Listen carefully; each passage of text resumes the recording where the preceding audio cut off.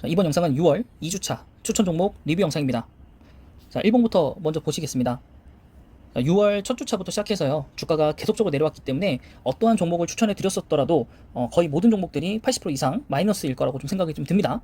네, 그것을 감안해 주시고 들어주시면 감사하겠습니다. 자, 다시 1봉으로 왔었을 때 효성 첨단 소재부터 시작을 하겠습니다. 이것은 탄소, 섬유가 내년까지 줄줄이 증설 예정이 있다고 해서 뉴스를 가지고 왔었고요. 지금 현재 주가상으로는 굉장히 많이 빠졌죠. 53만원 정도였다가 많이 빠졌고, 또 과거엔 60만원 그리고 80만원대까지도 찍었던 전적이 있는 회사입니다. 50만원대도 그렇고, 지금 현재는 37만원대이고요 저점을 완벽하게 좀 깨고 내려간 모습으로 현재 주봉상으로 판단이 되고, 시가총액은 1조 6천억 정도 되는 코스피 상장사입니다. 자, 월봉으로 봤었을 때는 아직 바닥이 끝난 건 아니라고 보여집니다. 왜냐면 단계별로 계속적으로 상승을 해왔고, 여기가 조금 지지를 받았던 구간이긴 한데 지금 그 레벨대이기 때문에 조금만 떨어지더라도 바닥이 사실 잡히지 않는 그런 구간들이라고 좀 생각이 됩니다. 네, 그래서 지금 뭐 바닥이라고 얘기하기는 조금 성급하다라고 좀 보여줄 수 있겠고, 기간 정도 봤을 때는 매도 흐름을 좀 보여주고 있는 상태이고, 외국인 쪽을 보더라도 매도의 향기가 좀 더 심하죠. 네, 그런데 5월 30일 정도에 보시면 판가 개선에 5%대 뭐 상승할 거다 뭐 이런 것도 보이고 있고, 타이어 코드 기반 견조한 이익 성장 이런 것들은 4월 달에 나왔던 거기 때문에 현재 시황이 조금은 많이 변했을 가능성은 좀 있습니다. 자, 우선 실적부터 보시면 1분기 실적이 전년 동기 대비해서 그리고 전분기 대비해서 잘 나왔었고, 2분기는 실적 추정치가 전분기보다 잘 나왔지만은 전년 동기 대비보다 영업이익이 좀 떨어졌다. 당연히 이제 원자재 상승이라든가 이런 것들이 판가 인상분보다 훨씬 더 많은 상승을 일으켰기 때문에 그런 거라 보이고 있습니다. 하지만은 2019년, 2021년도 그리고 2022년도로 오면 올수록 PER과 PBR이 다시 하향세로 접어들고 있고, 배당금까지 10,000원으로 좀 두둑하게 주는 회사 중에 하나입니다. 네. 그래서 이 부분도 좀 좋은 것 같은데 아직 바닥은 좀 잡히지 않았으니까 조금 기다려보자. 물론 증설 모멘텀이 있기 때문에 굉장히 도움이 될 겁니다. 그리고 코롱 인도 한번 보시면 아라미드 섬유 이쪽으로 해가지고 뭐 5G 그리고 뭐 전기차, 수소차 이쪽에도 조금 들어가는 자동차 부품으로도 쓰이고 있습니다. 고부가 가치 제품에 좀 많이 쓰이죠. 자, 일봉상으로 69,000원 거의 7만원대까지 찍었다가 현재 4만원, 5만원 초반대 지금 구성하고 있고, 주봉상으로 보셨을 때도 거기가 전 고점이라고 좀 보시면 될 것 같습니다. 그 이후에는 사실 11만원에서 거의 다이렉트로 떨어졌기 때문에 바닥을 좀 잡기는 좀 힘들 것 같고, 월봉상으로 보셨을 때도 이 7만원권이 지금 거의 고점이라고 좀 보시면 되겠습니다. 만약 이걸 깨게 된다면 그 이후에 주가는 좀 다이렉트로 좀 날아갈 수 있는 가능성은 좀 크다. 그래서 7만원, 5만원 구간 잡고 2만원대 차이를 수익 실현을 잡으시면 될 것 같고, 여기는 바닥이라고 까기는 좀 뭐하긴 한데요. 여기가 거의 바닥이 구간이나 마찬가지죠. 근데 뭐 여기까지 떨어지진 않을 것 같은데 시황상 어떻게 될지 모르니까요. 네, 그래서 여기는 이제 코로나 전주가 떨어지기 바로 전주가이기 때문에 여기를 잘 지킬지 혹은 뚫고 내려갈지, 네, 거기를 한번 더 봐야 될 것 같습니다. 그래서 시가총액 1조 4천억 정도 넘는 회사이고요. 코스피 상장사입니다. 최근 기관은 매수를 좀 해주고 있고요. 기관의 경우는 매도를 하고 있는 것으로 좀 판단이 됩니다. 자, 그래서 여기 보시면 1분기에 실적이 그렇게 잘 나온 편은 아닌데 당기순이익은 좀 잘 나왔습니다. 그리고 2분기에 실적이 예상치가 전년 동기 대비보다 좀 좋지 않기 때문에 이런 부분들은 좀 마이너스적인 요소들이 좀 있겠다라고 좀 볼 수 있겠고, 그나마 이제 PR과 PBR이 상당히 좀 낮고 배당을 1,380원 정도 줄 것이라는 예상치는 좀 있기 때문에 뭐 코오롱 인더의 나중에 발전 상황들 그리고 5G가 이제 드디어 이제 투자가 될 예정인 것 같거든요. 그런 것들로 봤었을 때 코오롱 인더도 5G 전선 케이블 이쪽으로 나갈 수 있는 방면이 있기 때문에 또 투자에 대한 모멘텀 그리고 하반기에 수소법 통과도 예정되어 있기 때문에 그런 부분들로 봤었을 때 충분히 투자할 수 있겠다라고 좀 보여집니다. 효성 첨단 소재도 마찬가지입니다. 네, 그 다음은 이제 중국산 H형강 우회 수입으로 인해서 철강 업체가 좀 좋지 않다 이렇게 되어 있는데, 사실은 뭐 이런 것보다 지금 시황이 너무 좋지 않다 보니까 좀 안타까운 면들이 좀 있는데, 현대제철부터 보시면은 네, 주가가 굉장히 많이 떨어졌죠. 네, 바닥을 깨고 내려간 모습으로 보입니다. 네, 여기도 마찬가지고 지금 딱 코로나 전주가에 딱 걸려 있죠. 여기서 떨어질 수도 있을 것 같아요. 사실 지금은 거의 세계 대공황 수준으로 가고 있는 증시이다 보니까 투심이 좋을 수는 없습니다. 자, 거기에 시가총액은 4조 넘는 회사라 좀 튼튼하기는 하긴 합니다. 네, 코스피 73위 이고요. 지금 보시면은 기간이 거의 뭐 올 매도라고 보셔도 무방합니다. 그리고 외국인 쪽을 보시면 여기도 여기는 약간 약보합 정도라고 좀 보여지는데 기간이 너무 많이 네, 매도를 해버려가지고 좋지는 않은 상황입니다. 그래도 뭐 여러 가지 뭐 전기차 뭐 이쪽으로는 잘 나가고 있고, 하지만 이제 철근 자체 인플레이션 이런 걸로 인해서 수요 감소 이런 것들이 굉장히 좀 힘들죠. 네, 그래서 보시면은 1분기 역대급 실적이 나왔습니다. 전년 동기 대비해서 거의 100% 이상 성장하는 모습을 보여줬고, 이번 연도 2월 달에도 2분기에도 상당히 실적이 잘 나올 것으로 예측이 되고 있습니다.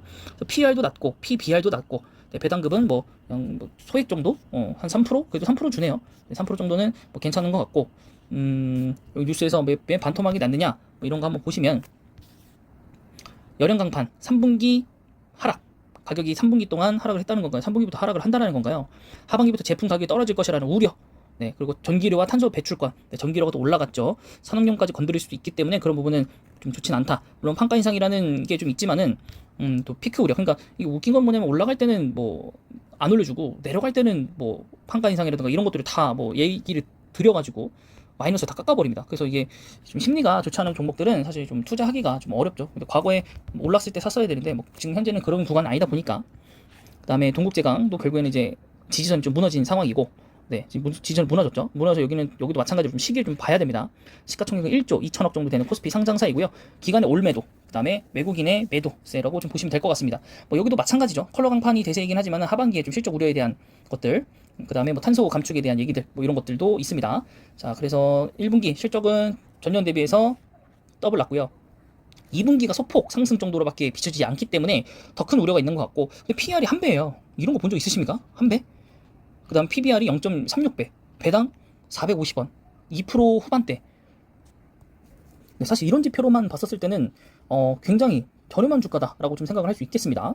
네, 그래도 과거 저점 대비해서 너무 많이 올라온 경향은 좀 있기 때문에 이런 부분에서 조금은 브레이크를 걸 필요는 있어 보이고, 그 다음에 요즘 외국계 증권에서 매도 보고서가 엄청 많이 나와가지고 또 증시가 휘청휘청거리고 있는데 그 중에 하나가 바로 삼성 SDI죠. 3.76% 떨어졌고요.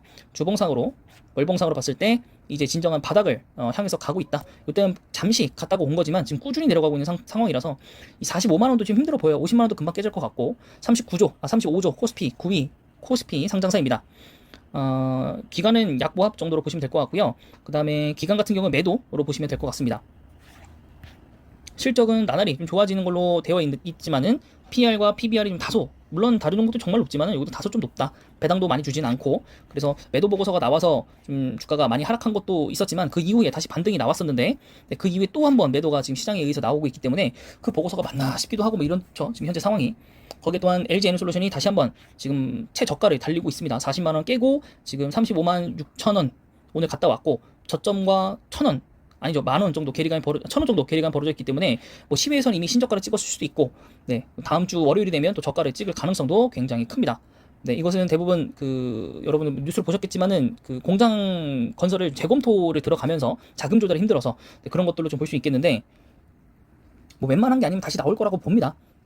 왜냐면 이제 저번에도 보고서를 하나 봐드렸지만은 CATL이 상장 이후에 걸어간 길과 LG화학이 걸어가는 길이 비슷합니다. 투자를 통해서 점유율을 높여야 되는 그런 시기이기 때문에 지금 가뜩이나 CATL이 바짝 좀 쪼그라드는 상태에서 LG 에너솔루션이 좀 치고 나가야 향후 점유율에서 변동도 있을 것 같고, 근데 실적은 좀 그에 따라서 미치지는 못하고 있습니다. 현재 증설을 많이 늘리고 있는 타임이기 때문에 향후에는 가면 갈수록 실적은 급반등하리라 생각을 합니다. 그래서 여기 역시 투자의 모멘텀은 확실히 많은 회사입니다. 뭐 기관이나 외국인이 많이 매도를 했다고 하더라도 탑픽 중에 탑픽. 그리고 시총 2위예요. 2위 쉽게 무너지지 않습니다, 여러분. 네, 그래서 돈 있으신 분들은 계속적으로 장기적으로 투자하십시오. 신저가 나올 때마다 투자하시고요. 자, SK 이노베이션 얼마 전에 봤었는데 무너졌더라고요. 오늘도 7%나 무너졌네요.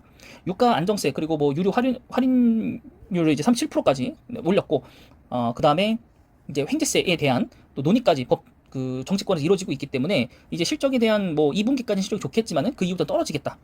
여러 가지 간섭이 들어오니까 그런 거에 대한 악재로서 지금 쭉 빠졌는데요. 빠져도 좀 너무 많이 빠졌지 않았나 생각이 좀 듭니다. 바닥을 다 깨고 내려갔거든요, 지금. 네, 이거는 거의 그때 뭐 소송 그 얘기 나오는 것만큼 지금 하락을 했기 때문에, 네, 그 이후로 지금 하락을 좀 하고 있죠. 네, 굉장히 너무 많은 피크아웃 우려이지 않나 좀 싶습니다. 그래서 지금 뭐 기간이 거의 내돈다시피 던져버렸고, 거기서 이제 외국인이 조금 받아주다가 그냥 바로 내뺐어요 지금. 네, 그래서 지금 외국인도 지금 좀 빼려고 하는 것 같고, 결국엔 2분기, 1분기 여기 실적은 잘 나온 겁니다. 이제 3분기부터가 우려인 거죠. 3분기부터 물론 유류가 계속 이어지긴 할 겁니다. 이어지긴 할 거라서 뭐 언제든 들어가도 문제는 없겠지만은 지금 현재 상황에서 들어가는 건 조금 용기가 필요하다라고 좀 보여집니다. 네. 그리고 삼성전기마저도 외국계 증권에서 매도 보고서가 나왔어가지고 주가가 많이 떨어졌는데, 이 시기에 또 수요 감소와 좀 더불어가지고 뭐 핸드폰이나 TV나 여러 가지 장치들이 다 감소세를 이루면서 주가의 하락을 또 부추겼습니다. 그래도 삼성전기이기 때문에 이 정도로 올만한 레벨치는 아니에요. 9조 5천억 정도 되는 코스피 상장사인데, 정말 돈만 있으면 다시 한번 여러분들 예전에 저희 코로나 있었을 때, 코로나가 한참 거의 끝나고 나서 1년 정도 지나고 나서 주가가 막 오르기 시작하면서부터 어떤 사람들이 굉장히 좀 주목이 됐었냐면, 과거부터 장기 투자하신 분들, 그래서 그 코로나 시기에 물타기를 잘 하신 분들, 또는 이런 시기에 우량주만 진짜 한 푼 두 푼 사서 모으신 분들, 이런 하락장일 때마다 그냥 계속 사는 거예요. 그냥 새로운 종목을 사든가. 본인 보유 종목이면 그냥 계속 갖고 있고, 보유 종목의 평단가 아래로 내려가면 사고, 아니면 안 사고 다른 종목을 더 사는 거죠. 그것도 시가총액 10위 안에서 말이죠. 혹은 넓게 보면 25위 안에서. 그럼 절대 흔들릴 일이 없고, 주가 반등이 나오지 않더라도 그 시황 자체가 회복이 되고 지수가 올라가게 되면 당연히 지수가 올라간다는 건 일부 종목들이 올라갈 텐데, 그거 힘을 받아서 당연히 대형주들도 스물스물 다 올라가기 때문에, 그리고 나서 수익을 딱 까보면 어마무시하게 상승률이 나와 있는 것이죠. 그래서 뭐 초등학생도 뭐 갑자기 뭐 부자가 된 초등학생 뭐 나오고 뭐 이런 경우도 있었잖아요. 네, 그런 거라 보시면 되겠습니다. 그래서 이런 종목들은 이렇게 하락시세가 나왔을 때 사야 됩니다. 거기에 시설 투자도 지금 했거든요.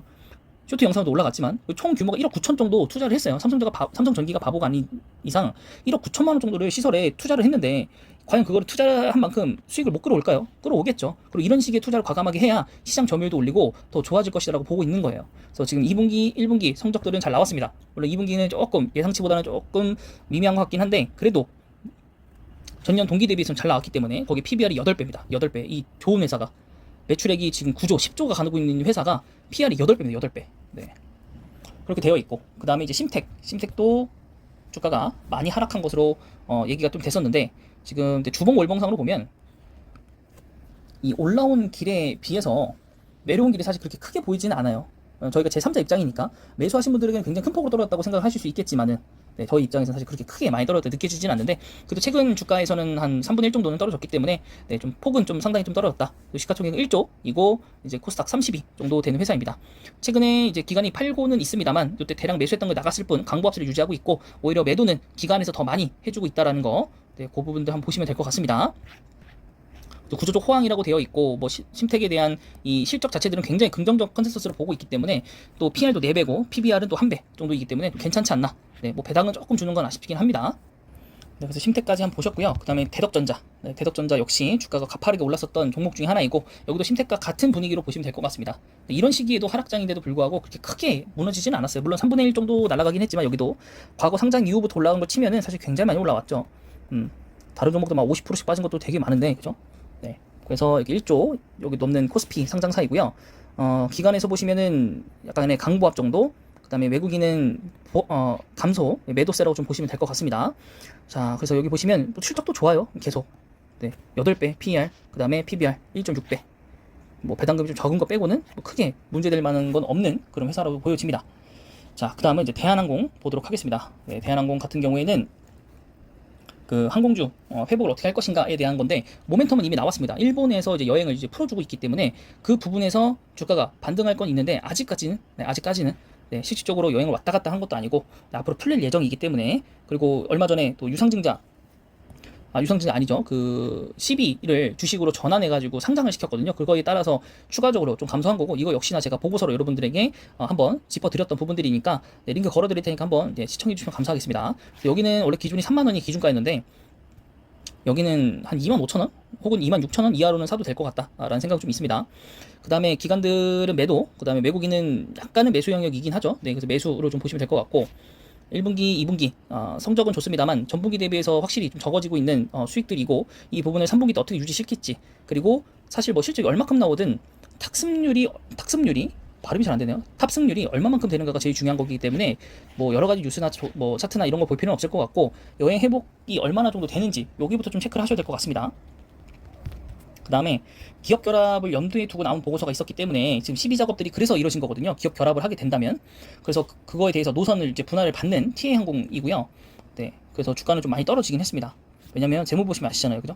네, 여기도 결론적으로는 대한항공이 기업 결합이 끝내고 노선 취향 같은 것들을 잘 분배하고 나고 나면 좀 괜찮아진 회사로 보여지지 않을까라고 생각이 들고요.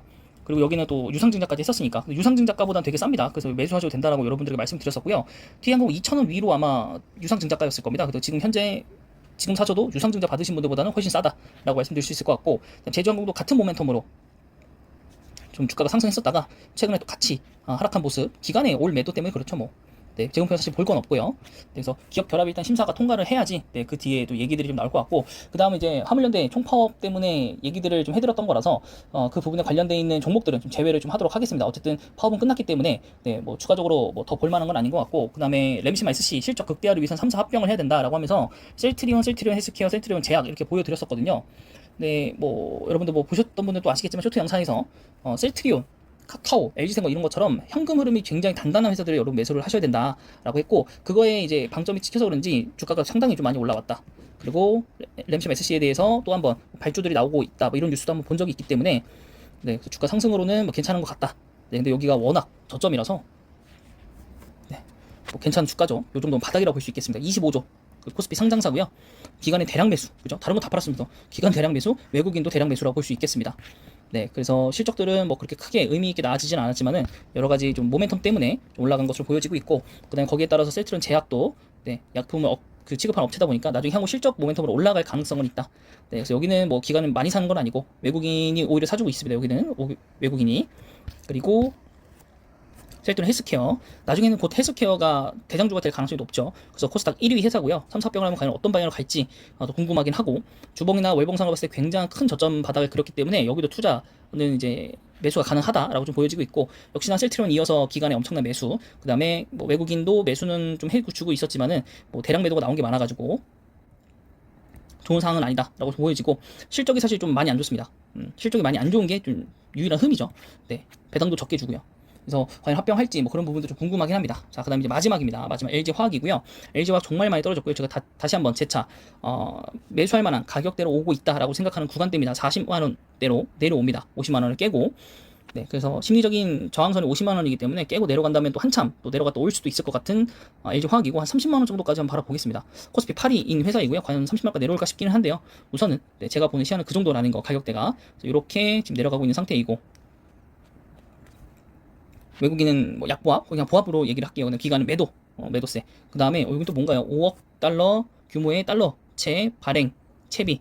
네, 달러, 이거 달러로 대출하는 게 되게 안 좋은 건데. 네, 어쨌든 또 좋은 뉴스도 몇 가지 나와 있더라고요. 네, 그래서 일단은 그렇게 한번 보시고요. 나중에 영상 올려드리겠습니다. 그 관련 내용들은.